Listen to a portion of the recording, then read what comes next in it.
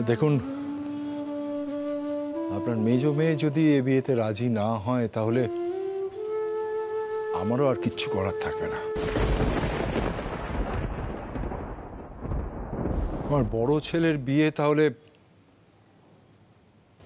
তাহলে সেটাও আমাকে ভেঙে দিতে হবে।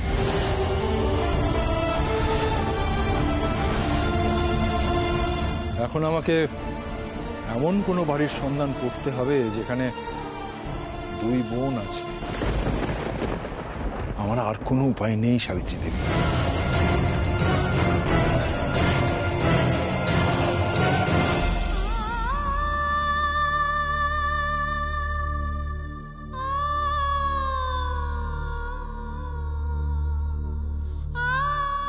বুঝেছি, আপনার মেজ মেয়ে এই বিয়েতে রাজি নয়, তাহলে আমারও আর কিছু করার নেই।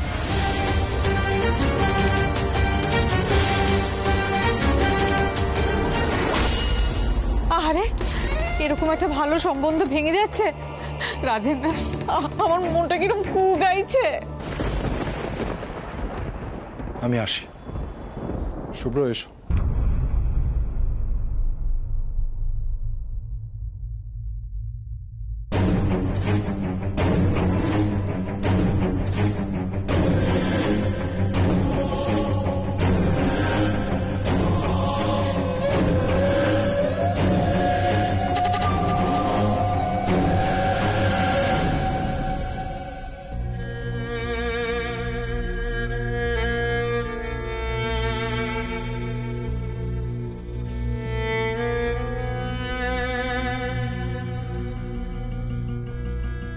আমার সব স্বপ্ন ভেঙে শেষ হয়ে গেল শুভ্র। তুমি বিয়েতে রাজি হবে না, আমি ওকে জোর করি কি করে বলো তো? তোমার ছোট বোন, ওকে তুমি চুপ করতে পারি, কিন্তু আমি কি করে থাকবো? এই জীবনেতে তোমার সাথে আমার আর মিল হবে না গো। আমি তো শুধু তোমাকেই ভালোবেসেছি, ভীষণ ভালোবেসেছি। তোমাকে জানো আমি বাঁচবো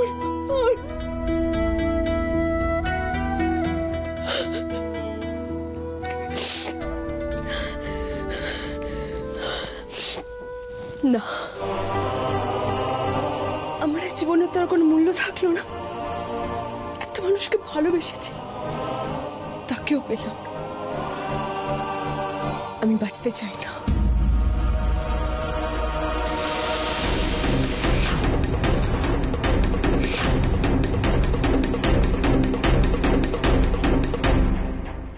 আমাকে ক্ষমা করো শুভ্র, যদি পরজন্ম বলে কিছু হয়ে থাকে তাহলে আবার দেখা হবে। তোমার মেয়েকে ক্ষমা করে দিও মা। আমরা তাহলে আসি। আমাকে 5টা মিনিট সময় দিন দাদা, 5টা মিনিট।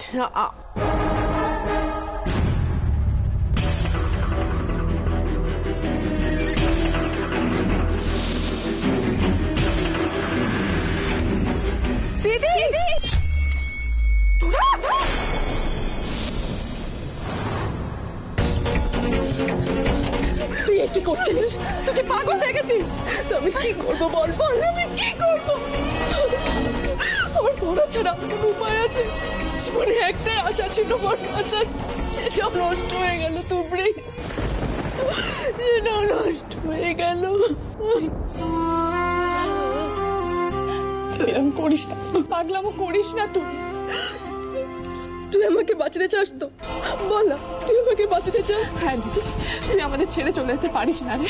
কেন করছিস এরকম তুই বল? দেখ, আত্মহত্যা করা কিন্তু মহাপাপ। ঠিক আছে ঠিক আছে, আমি করবো না। তাহলে তুই আমাকে একটা কথা দে, তুই শুভ্র ভাইয়ের সাথে বিয়েতে রাজি হয়ে যাব। বিয়েতে রাজি হয়ে যা। তুলি, এই বিয়েতে তুই রাজি হয়ে যা তুলি, এছাড়া আর কোনো উপায় নেই। কিন্তু মা, আমি যে তুই বুঝতে পারছিস না? তুই এই বিয়েতে রাজি না হলে আমাদের গোটা পরিবারটা ধ্বংস হয়ে যাবে।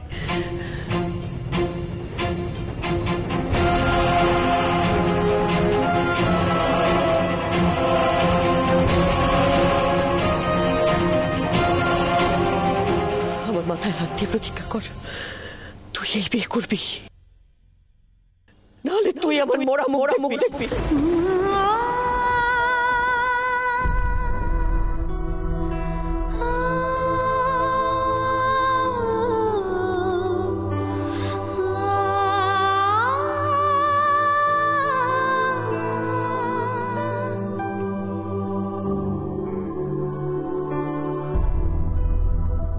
মা, আমি তোমার মুখের দিকে তাকিয়ে সারা দুনিয়ার সাথে লড়াই করতে পারি মা।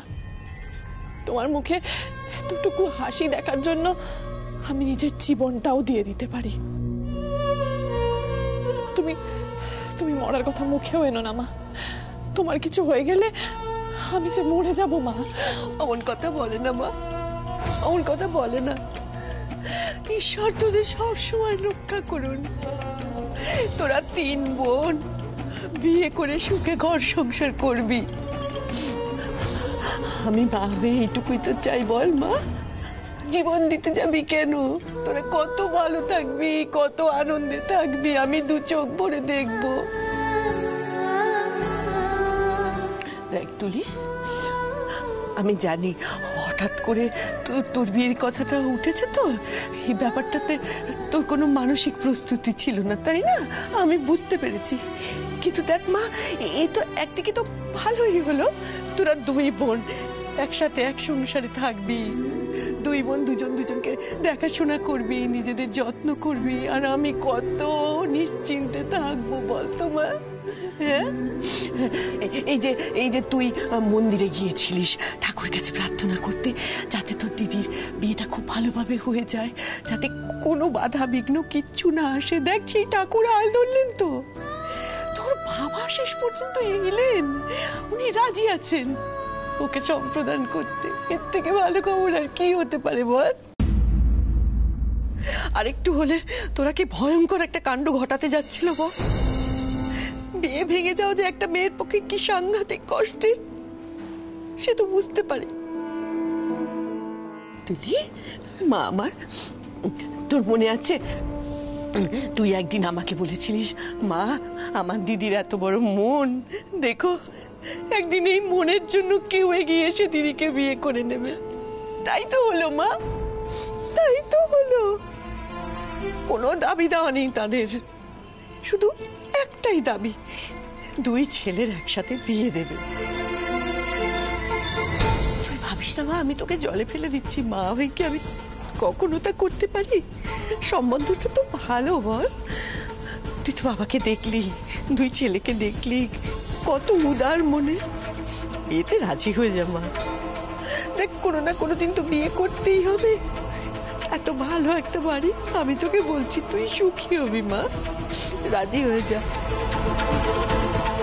তোরা দুজন আনন্দে থাকলে, ভালো থাকলে, তিন্নিটা ভালো থাকলে, আমি তো শান্তিতে মরতে পারবো মা। রাজি হয়ে যা মা। ভালোবাসা কি হয় আমি জানতাম না তোবরি, কিন্তু যখন আমি তোমায় ভালোবাসলাম আমার গোটা দুনিয়াটাই বদলে গেল। তুমি আমার পাশে থাকবে, সারা জীবন আমার হাত ধরে চলবে। আমি তোমায় এতটা ভালোবাসবো যে জীবনে তোমার কখনো কোনো কিছু নিয়ে রিগ্রেট হবে না। আমি তোমাকে ভালোবাসি তোবরি। আমাকে মাফ করবেন, আমাদের সম্পর্ক হওয়াটা আর সম্ভব না। পরিবারের দিকটাই আমায় ভাবতে হবে। মা, তুমি ওদের বলে দাও আমি রাজি।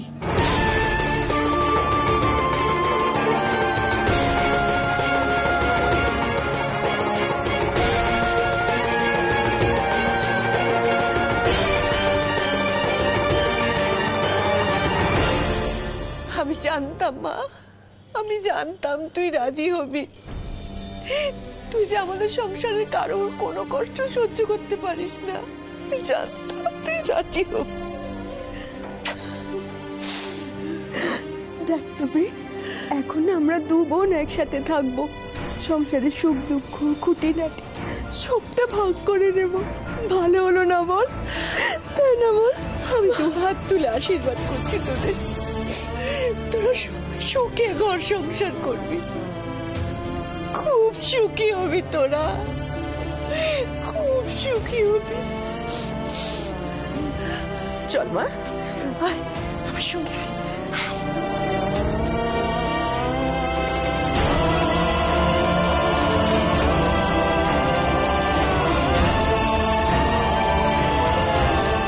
কি সিদ্ধান্ত হলো দিদি?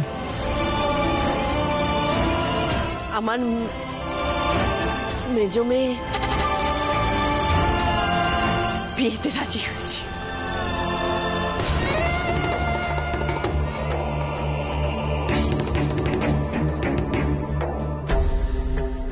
মলে বাবু, ইয়েস ম্যাম। বলছি সব কিছু রেডি আছে তো? Yes ma'am. Okay, thank you. এসো। মা বলছি এখানে কি হবে? আমার সঙ্গে এসো অর্জুন, সব জানতে পারবে। এসো। বৌদি, আজকে অফিসে কি হবে বলো তো? সবাই বলা বলি করছে তুমি নাকি একটা স্পেশাল অ্যানাউন্সমেন্ট করতে চলেছো। হ্যাঁ দেখো, আজ তোমাদের সবাইকে আমি একটা সারপ্রাইজ দেব, সেজন্য তোমাকে থেকে যেতে বলেছি। ওকে, এসো। স্যার, আপনি তো সেই শুভঙ্কর স্যারের সময় থেকে আছেন। আপনারা দুই ভাই বিজনেস দেখাশোনা করতেন। অঞ্জলি ম্যাডাম তো তখন আসতেনই না অফিসে। আজকের সারপ্রাইজটা মনে হচ্ছে আপনার জন্যই। হ্যাঁ নাকি? আমি কি বৌদিকে ভুল জাজ করেছিলাম? বৌদি আমাকে কি এমডির দায়িত্ব দিতে চাইছে? Very good morning, please. কি আছে? কাকাই, হ্যাঁ রে,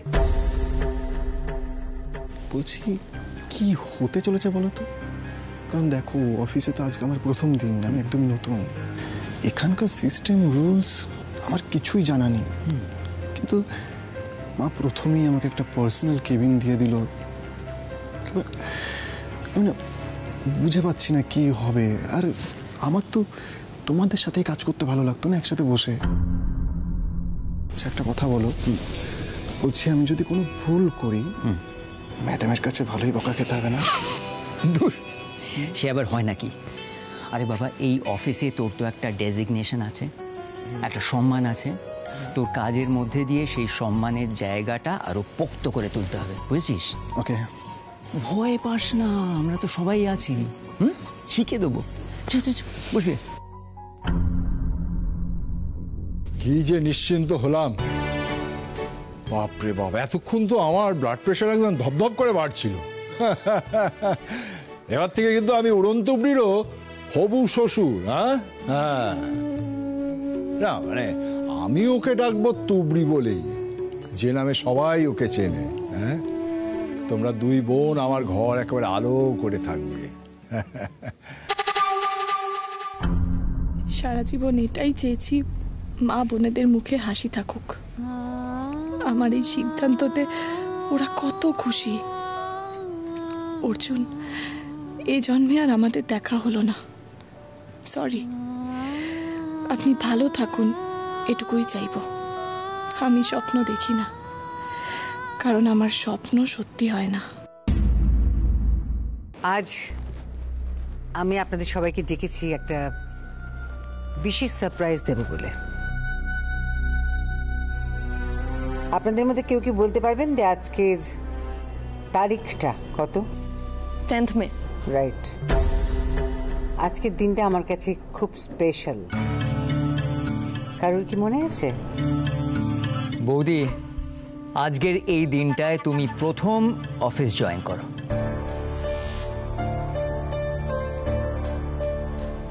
থ্যাঙ্কস দীপু, তোমার মনে আছে। না, আমি জানি যে তুমি এই কোম্পানিতে নিজের মতন করে অনেক কিছু সামলাও। দায়িত্ব কিন্তু বাড়বে, তৈরি হও দীপু। নিশ্চয়ই, তুমি যা ঠিক মনে করবে। এবার আমি অফিসে যোগ্য সম্মান পাবো। বৌদি তাহলে বুঝলো আমি সত্যি কতটা ডিজার্ভ করি। বাহ, বিয়ে বিয়ে তো ফাইনালাইজ হয়ে গেল। হ্যাঁ, এবার আমাদের তো কিছু আয়োজন করতে হবে, শপিং করতে হবে। রাজেন, আমাদের একটা দায়িত্ব আছে কিন্তু। অবশ্যই, আমি তো সব টাকা পয়সা নিয়ে এসেছি। আপনারা এবার আসুন। অনেক ধন্যবাদ নিজেদের মূল্যবান সময় ব্যয় করে আমাদের এখানে আসার জন্য। আমাদের পারিবারিক ব্যাপারে বাইরের কেউ থাকুক আমরা চাই না। টাকা পয়সার কোনো দরকার নেই আমাদের। আপনি যে আমার দিদিকে সম্প্রদান করতে রাজি হয়েছেন তার জন্য অশেষ ধন্যবাদ। ওটুকু করলেই আমরা ধন্য হয়ে যাব। আমরা এখানে আসতে চাইনি, যাই হোক আমাদের কিছু দায়িত্ব আছে তাই এসেছিলাম। ফাইন, তাহলে স্ট্রেট ওয়ে বিয়ের দিনই দেখা হচ্ছে তোমাদের সঙ্গে। আসি, চলো রাজেন।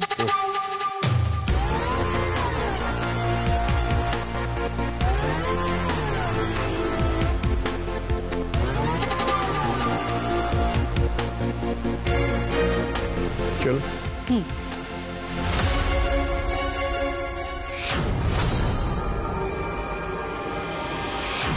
উড়ান তুবড়ি, তোমাকে উড়িয়ে দেওয়ার ফুলপ্রুফ ব্যবস্থা হচ্ছে। আর কটা দিন শুধু, তারপর তুমিও ফুস।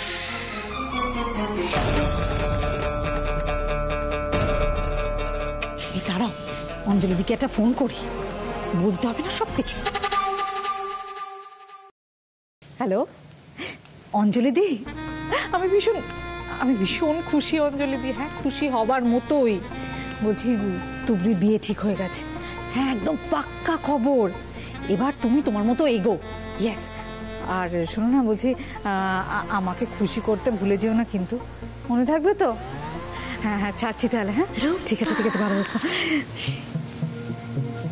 এই শোনো, বলছি একটু 5 স্টারে যাই। হ্যাঁ, হোটেলে গিয়ে একটু খাওয়া দাওয়া করি, তারপরে দুজনে মিলে একটা সিনেমা দেখবো। আজকের দিনটা সেলিব্রেট করতে হবে তো, এসো। তুবড়ির বিয়ে ঠিক হওয়ার খবর অঞ্জলিকে কেন দিল রূপা? তুবড়ির বিয়ে নিয়ে ও এত খুশি বা কেন? যেবার আপনারাই বলুন যে আমি কোম্পানি টেক ওভার করার পর আমাদের কোম্পানিকে আমরা কতটা এক্সপ্যান্ড করেছি। ম্যাম, আপনি সাউথ ইন্ডিয়ার 5 স্টার হোটেল বানিয়েছেন, যেটা ইন্ডিয়ার বেস্ট 5 স্টার হোটেলের মধ্যে অন্যতম।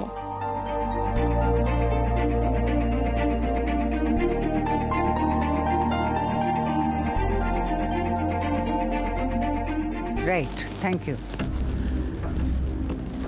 আমি কোম্পানির টার্ন ওভার বাড়াবার জন্য আরও অনেক পরিকল্পনা করেছি। দেখুন, বোর্ড মিটিংয়ে সে সমস্ত যখন ফাইনাল হয়ে যাবে আপনাদের সবার কাছে আমরা সেই ইনফরমেশনগুলো দিয়ে দেবো, আপনারা সবাই জানতে পারবেন। ইনফ্যাক্ট আমার স্বপ্ন অনুযায়ী ভারতবর্ষের এমন কোনো স্টেট থাকবে না যেখানে এসবি কনস্ট্রাকশনের প্রজেক্ট চলবে না। এটা আমার লক্ষ্য এবং ন্যাচারালি কোম্পানিরও লক্ষ্য।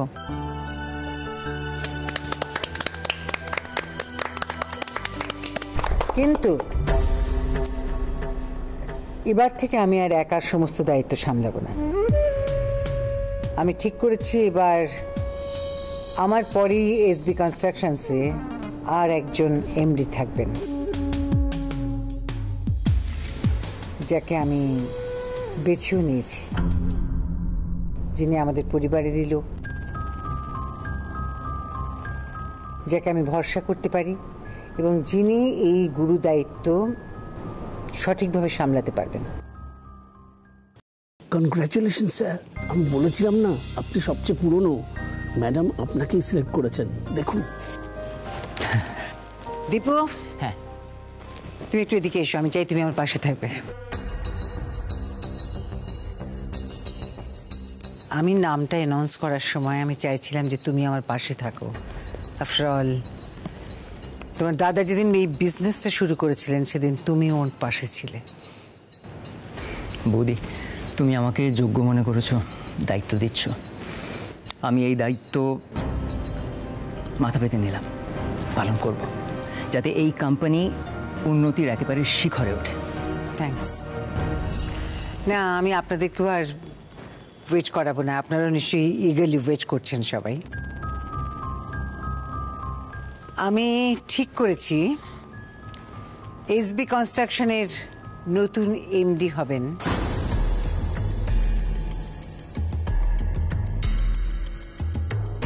মিস্টার অর্জুন বোস।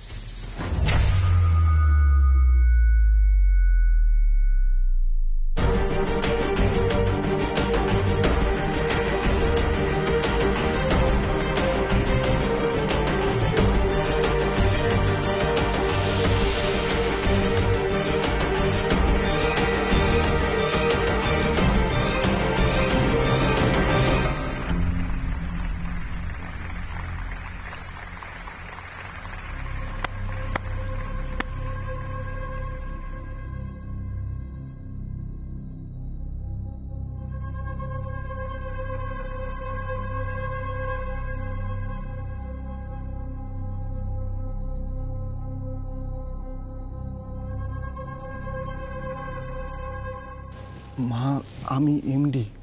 মা, আমি তো কিছুই জানি না, কাজে শিখে উঠতে পারিনি এখনো মা। আর তুমি এত তাড়াতাড়ি আমাকে। সো হোয়াট, সব শিখে দেবে অর্জুন। আমি আছি তোমার পাশে, তোমার কাকাই আছে তোমার পাশে, সব শিখিয়ে দেবে। Don't worry. শোনো, আমি সকলের সামনেই বলছি, তুমি নতুন দায়িত্বের জন্য একটু একটু করে নিজেকে তৈরি করো। তুমি দেখবে খুব বেশি সময় লাগবে না, কিন্তু তোমার সময়ে আমি এসবি কনস্ট্রাকশনসকে উন্নতির শিখরে দেখতে চাই। সেই দায়িত্ব কিন্তু তোমার। এত অপমান অঞ্জলি বোস, এত অপমান তো আমি হজম করে নেব না।